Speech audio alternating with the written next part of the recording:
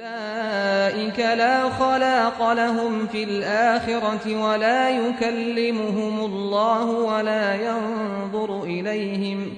ولا ينظر إليهم يوم القيامة ولا يزكيهم ولهم عذاب أليم.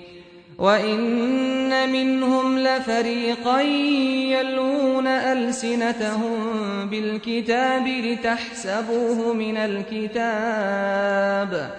لتحسبوه من الكتاب وما هو من الكتاب ويقولون هو من عند الله وما هو من عند الله ويقولون على الله الكذب وهم يعلمون.